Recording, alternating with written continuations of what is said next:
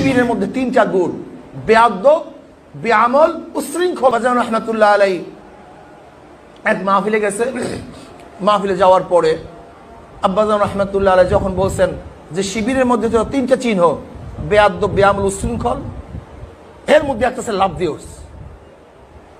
হুজুর কে বলছে আপনাকে? আপনি কিভাবে দেখছেন? আপনি কিভাবে বুঝলেন? এবার আব্বাজান রহমাতুল্লাহ আলাই বলেন সমস্ত শ্রোতাদেরকে যে ভাই কি মনে করেন এই ছেলে, এই বাচ্চাটা কি আমার ছেলের চেয়েও ছোট না? বলে হ্যাঁ। আমার সাথে যেইভাবে কথা বলতেছে এটা আদব না বেয়াদবি? বলে হুজুর বেয়াদবি। বলে দেখেন তোর দাঁড়িয়ে আছে? বলে না। তোর টুপি? না। সুন্নতি জামা? করে নেই। বেয়ামল আছে? আর উশৃঙ্খল আপনার পীর মুরিদি নিয়ে অ্যালার্জি, তরিকা নিয়ে অ্যালার্জি, ইলমে তাসাউফ নিয়ে অ্যালার্জি, ইলমে মারিফাত নিয়ে অ্যালার্জি। শিবিরের মধ্যে তিনটা গুণ, বেয়াদব, বেআমল, উশৃঙ্খল। বেয়াদব শালা বন্ড দর শালাকে।